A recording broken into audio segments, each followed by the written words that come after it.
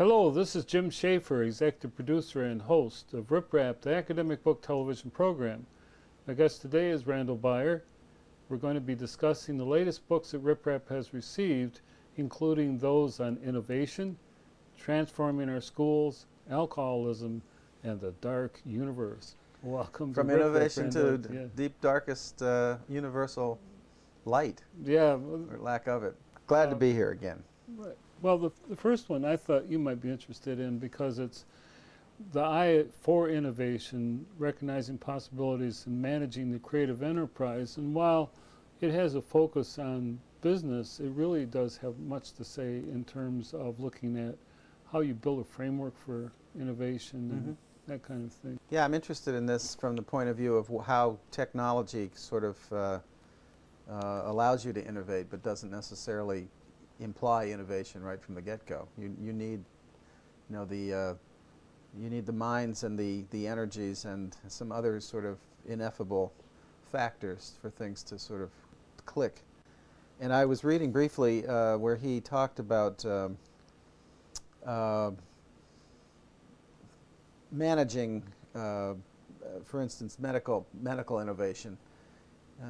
Personally, you can manage your own levels, test your blood, test your sugar, this and that, but it still takes some extra sort of effort to be, it's not just those factors alone that sort of create a personal medical advantage for you. You have to take other things, and use that as a metaphor for other kinds of innovation, say in the workplace, business, in institutions, and that sort of idea. So often people think there's this magic quality of technology. If you just buy more and get more complicated, that'll be the answer to it all. Right. And you really need to have a framework within which it functions, and you have to spend a lot of time laying the foundation for that framework. Yeah. Or otherwise, it can be a very expensive, I don't know, problem. Because my favorite story was in Grand Rapids, Michigan. They put in a huge computer system for the county court, but no one thought about maintaining it and upgrading it and keep revising the programming, and so quickly became out of date and obsolete, and they took the whole system out. And I think that's too often the case. The other one is that technology can be very expensive. Sure. And one of the driving costs in medical situations is the cost of the technology. And now they're realizing, well, maybe you have the answer in terms of technology, but can you afford to pay for it? Yeah. And again, it has to all be maintained, and it's constant upgrade. It's the upgrading that is a big part of it. The constant upgrading and constant repurchasing of objects. Well, and in scholarly publications, there's this shift toward digitizing and making available online. And at first the theory was that, well, that's going to save money in terms of publishing. Not really, because you still have to buy hardware and software continuously, so the cost is still there in terms of whatever system you use for distribution. Yeah. What it does do, though, is to open up a whole lot of possibilities that didn't exist before. And this project that Google has to digitize books and entire libraries like the University of Michigan and other places, I think like at Yale, is then making all that work so much more accessible to a larger population. Well, that's the thing. The innovation comes into the distribution channel. That's really true. Plus, it means, in terms of the way, well, especially in terms of publication, as you mentioned, you now have different ways to write, different ways to make connections between among words and among technologies. So writing is completely transformed now by the creative use of these technologies. And that's a pretty big discussion in publication and in the study of language, because there's a different dynamic. Every technology you bring in has its own dynamic, and so now we're shifting from printed text, which was stable in a printed form and it took a great amount of cost to revise it, toward hypertext, which is linked toward all kinds of other sources and sites and everything else. And it adds sort of this three-dimensional layer that can be not only constantly revised, but can even disappear overnight, you know, if Yeah, there's some that's kind very of true. problem. But it's wonderful in the sense that you're able to make this web of associations and connotations that didn't exist before. Yeah, that's right. I'd like to see the interactions of different intelligence bases among people, you know, innovation in terms of who can communicate ideas, because I think if I get his idea right here, you can go through a wide spectrum of people in an organization, and if you put them together, different walks of life, so to speak, you might get some ideas that you may not have achieved from one class of people within the organization. For instance, engineers think in a certain way, but if you mix engineers with designers or engineers with artists or something, to be, you know, a little just sort of off the cuff here, you might get a kind of innovation that would not have come out of having similarly trained people together at the same place. Well, one of my students is a designer in the automobile industry, and he has to interact with engineers. And so there's this difference in vocabulary, difference in style, difference in purpose, and that's quite a challenge for him to be able to, you know, overcome those. So that whole thing about understanding audience is crucial. Yeah. But yeah. as you were talking about that, I was remembering too that with the huge Enron scandal, I saw a diagram of all the emails that they had traced back and forth, you know, who sent an email to somebody Yes, else. yeah. And they actually had this schematic. It was absolutely fascinating because it showed the interactivity of people across levels of the corporation and outside the corporation that, again, built this web of interaction that would have been absolutely unimaginable, and certainly not to design a schematic of it. Yeah, right. There was correspondence, but again, that was stable one way and at one time. If you had a two-way, then it took two letters to do it, and you couldn't trace it. You know, there was a great Right. amount of trouble. Yeah, it's interesting. I mean, I guess you could pin the faults of something onto one or two people, as we tend to want to do that. But in many cases, the negative aspect that you're pointing to here is that sort of a web of interaction can actually create something bigger than itself, and it's not any one person that does that, you know, creates the failure. Well, one of the things that the modern technology allows us to do is to get a different overview of what's going on with the dynamics of an organization or an entire country or globally. I mean, now while it seems like what's happening with the internet is almost unfathomable. Yeah. So it's an interesting book. What's next? Speaking of transformations. Yeah. Transforming Schools, Creating a Culture of Continuous Improvement with Alison Zamuda, Robert Kukelis, and Everett Klein. I don't know, I just love the idea this book has about school as a place where all the members of staff and are learning, growing, and working to increase student achievement. But this idea of community, and I would extend it not only staff, but faculty, Right, administrators, the parents, you know, and all the people in the community are working together. And it's certainly a crucial question now because there's an attempt now to revise the No Child Left Behind, you know, legislation. Mandate, whatever, yeah. But what's discouraging about it is that it's targeting teachers, and that's not the problem. The problem is the system of how we've organized it. Yeah, yeah. But this scapegoating process has got to stop. But I like this idea that how do you go about in an educational setting creating literally a shared vision, not just one thing of talking at somebody, but bring them in. And, you know, different institutions has become a crucial thing. It isn't enough for the president of the university to say, well, this is what it is, or the Board of Regents, or the faculty, or the students. We need to be talking, you know, across the different disciplines. That's right. So well, on a teaching level, I saw an interesting article actually just this week, August, where are we here? August 5th or 4th today? About teaching physics. The crisis is, how do we teach science to the undergraduates? There's a you know, there's a problem in teaching science, not only undergraduates but through high school. But this was an article on college, and they're taking the idea that students actually like to work together in groups, which is now, I guess you could say, time honored. But it's, you know, it's an innovation that came out of more recent exercises in college learning. So, faculty, grad students, students, grad students, senior faculty are working in groups on assignments simultaneously in these large rooms where solutions are shared and explored in a much more, what is this there? Yes, collegial, but it's not just the sort of one-on-one Socratic method where the expert asks questions and challenges the students. Everyone is working together to both ask questions and come up with solutions. And the design there is that with the way we understand science, that is the scientific method, testing, hypotheses, and whatnot, and moving on, it grows organically from that question. How do you test for something? How do you make a hypothesis, come up with an idea, and then test for it to see if it works, and then back and forth. And that's a transformation. That's actually making the students understand the process of science. It's not just learning the details, it's the understanding the process of learning.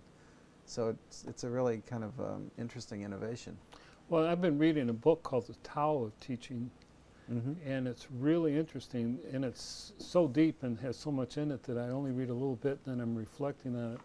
But one of the things that the author talks about is how I may have a whole lot of knowledge as a teacher, but I have failed as a teacher unless my students come up closer to that same level. In other words, it's how much that infuses the teaching and the students and becoming involved. You know, in other words, it's trying to fill their space up. You create the space and help them fill their own space, and work on getting competence and acquiring skills. Right. And it shifts it away from the lecturer, lecturee kind of thing. And I found it very fascinating, and that's what I'd like to see happen with our schools. Instead of teaching we're building resilience up too. Yeah, and that's why I'm very concerned about this whole child left behind mentality. And along with that, what you're talking about is the collaborative enterprise. And again, this is some stuff from business, but I find it really pretty helpful. And this is from Charles Heckscher, the director of the Center for Workplace Transformation at Rutgers. And this is, again, business trying to find other ways, it's knowledge-based business of generating capabilities to develop new ideas, manufacture products. But I think the educational institutions are also in a similar situation. And one of the things he talks about is the culture of contribution. If the expectation is that you are able to contribute, you are valued, your ideas are important, it shifts the whole dynamic within any enterprise. And that it said in the paternalistic bureaucracy, there is the organizing principle is firms, the norms of firms and offices, and the common pathology is a rigidity.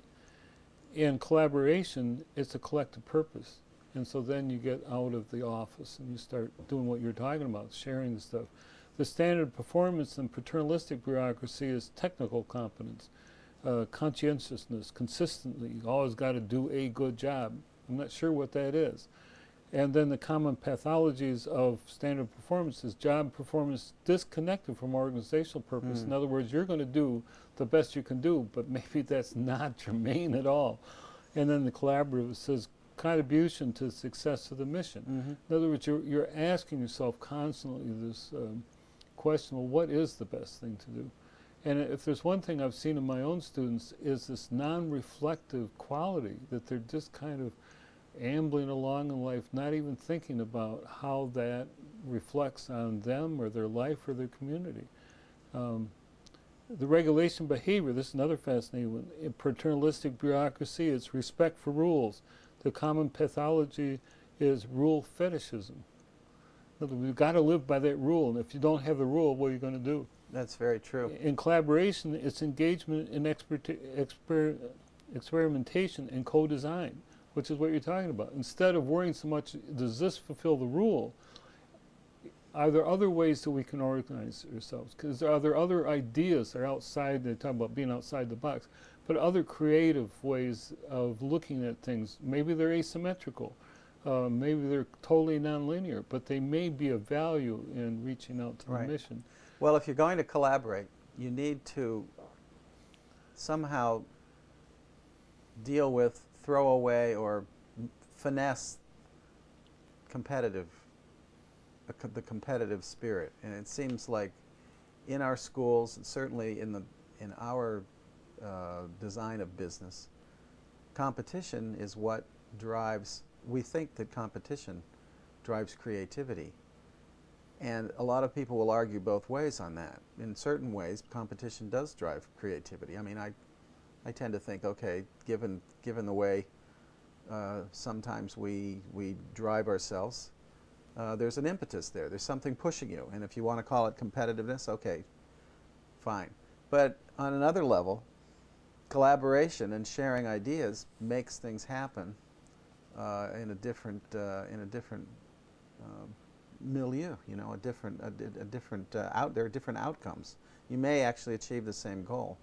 Well, like they said here in the peer relationships, which is sort of the context you're talking about, in a paternalistic bureaucracy, it's autonomy is the recognized norm. Everyone's separate, you know. The common pathology is conflict avoidance. Rather than going outside of that norm, you just avoid everything. Yeah. In collaborative, the whole thing is dialogue. It's challenge, it's debate, it's openness, it's the welcomeness of interacting. You're not threatened by it because, you know, it's a collaborative affair. I found that interesting. So superior-subordinate relationships, the paternalistic bureaucracy norm is deference. You always defer to the superior. The pathology is subservience. You know, rather than challenge, rather than conflict, whatever you want, boss, I'm going to do. And in collaboration, it's push for understanding by everybody. You know, so you have this dialogue, you're trying to understand what's going on. So I thought this is really quite helpful to understand the dynamics of what it would take to have a truly collaborative relationship. And, you know, I think it does reach beyond business. I guess if there's one thing that's going on with all the global dynamics we're involved with, it maybe we'll start understanding a different way of existing. And then we go right to Noam Chomsky, who's one of the flaming radicals. I mean, there is no other way to look at it. He's a brilliant guy who's been in linguistics for a long time, but he does talk up. And this latest book is What We Say Goes, Conversations on U.S. Power in a Changing World. And this, I think, is just a lot of fun, and it's talking about all kinds of issues in terms of the global situation, including, he talks about Tom Friedman writing about Chavez from Venezuela, and the claim that that Chavez is using Venezuela's oil riches to try to sway democratic elections in South Atlantic. Well, the United States just doesn't know what to do with people like Chavez. They really don't. Venezuela has as much oil just about as Saudi Arabia, and he's starting to use that. So he's building alliances with Cuba. He's building alliances with Russia. Throughout South America too. His own sphere. With Russia. I mean, you know, with all the suspects. The ex-Soviet bloc. Huh? And it's in a chapter, by the way. It's absolutely fun. Latin America's stirrings in the servants' quarters, because the United States regards Latin America as sort of its alternate colony, you know, and it doesn't, you know, and this. I think you're also looking at the dynamics. We've talked about that many times before, where you know, the United States is the last superpower, and we've had all our implicit colonies, and, you know, like Latin America, and now we're starting to find out, whoops, there's something else going on here. He talks about the crisis in the Middle East and Lebanon, you know, and how Israel invaded Lebanon, and what is that? You know, I just read the newspaper that we're trying to cut what is it, $30 billion deal with Saudi Arabia and Israel to give them weapons of mass destruction. My God. Whoa, excuse me. Yeah, that's Isn't this what got us into trouble to start with? So I just enjoy Noam Chomsky, and I remember when I was at MSU taking my undergraduate work, and he was into the artificial intelligence, talking about new technologies. Brilliant work on understanding language, and I loved it because he was taking language and slowing it down. What's the process that you form a sentence by? Unfortunately, some of my other classmates in the class were people going to go on to teach English, and so they just like zoned out. I thought it was fascinating. But he has this ability to really talk to the issue, like he's talking about threats, you know, not just the threats about violence, but the threats to the planet, you know, and the United Nations report says it's unequivocal that global warming is occurring, and very likely that it's the result of human activity. And now they're trying to understand, well, what is the impact of that? So, dark universe. We've gone from policy. As long as we're not going to deal with small things. I call this week is the policy wonk review, but now we're switching to dark side of the universe, dark matter, dark energy, and the fate of the cosmos. As long as we're not, as long as we're not going to deal with the fate of the things. planet, we might as well branch out to large things. Fascinating. I understand that we've discovered at least 200 planets, and we're discovering more. Planets which could support life as we know it, is what I'm saying. What's that very thing of saying the more you know, the more visual information, the radio information that's coming back. Well, and they're thinking that there was water on Mars. Photochemical. We've launched another, you know, what do they call them, walker or explorer toward Mars. Again, they'll land there after a while. And this is a fabulous book in terms of the sorry to interrupt you, but the imagery that is coming out, the radio, chemical, microwave, various types of technology imagery that's coming out and telling us about things that are literally not seen by and can't be seen. I mean, what's fascinating me about this book and this whole aspect of the science is looking at the unknowable. I mean, black holes are so dense and so powerful and pull in stuff that until now they could only, it was just existed in theoretical things. Now they're starting to get the ability to have some sense of it, and they're just, it's astonishing amount of energy. I mean, and it's changing our whole idea of how the universe is, the dynamics in the whole universe, how it interacts. Yeah. I've always been fascinated by, I mentioned it when I started talking, the filtering that goes on with astrophysicists in terms of the technologies that they use, because they can see things, metaphorical seeing, you know, see, hear, test for certain chemistries, spectrographic analysis, all that stuff. And they filter certain information out or in, as the case may be. So you could look at the same part of the sky, and through the filter you use, get completely different information. And I think I've always thought of that as a kind of metaphor for social work as well, social research on people or our own way of understanding culture. I mean, as a kind of cultural study, we do the same thing. We create our own filters and our own systems of knowledge that, you know, either filter in or out what we either want to see or what we're looking for, or some kind of sympathy between our understanding of the world and other people's understanding of the world. It's a real, to me, there's a real interesting metaphorical link between the two. Not long ago, I read that anthropologists discovered about how valuable grandmothers were in a family. And that's an example of that. Because of the way their science was setting up, they didn't understand. It didn't fit their models and their schemes and templates for how to interpret things. But as they started reaching out and their understanding became more sophisticated, they're saying, wait a minute, there's a profound role that grandmothers have in a family in just about every culture because of the repositories of wisdom, particularly in a matriarchal culture, but in any of them. And so I think it's exactly that as we get more tools, develop our understanding, then we can see things that we didn't see before. And what's even better is we can differentiate, you know, what's a background noise from something that's primary. Yeah, right. That's a really interesting, especially background noise versus what your foreground non-noise, the foreground What information. fascinates me is that they're getting stuff that's millions of years old. Some which is historical, and it's not there anymore. I mean, an event that happened they light years travel away. along, and then we're getting the residual. We're seeing the light, and literally. Yeah. But what's fascinating is that they're not seeing this necessarily images. They're seeing shifts in energy, or they'll see, or things will happen, and they have no idea what that was, except there was some different a change of some kind. Yeah. Interesting. And then somebody records it, and hopefully somebody will interpret it at some point, but they don't know what it was. What is the fate of the cosmos? Does Ian Nicholson, well, I think there's some concern that,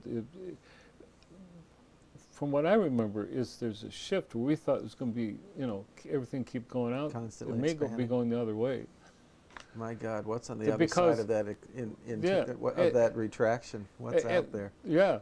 That maybe it's going out as part of the thing of coming back in, but certainly it's of a dynamic and a magnitude that we cannot even fathom, not even close. I mean, you can do numbers, but at a certain part or at a certain point, the human mind just literally cannot comprehend it in any reasonable fashion. Yeah. Like I saw a thing in the newspaper today, a guy was raising money by counting up to 1 million, and this has become a big media blog thing and all this stuff.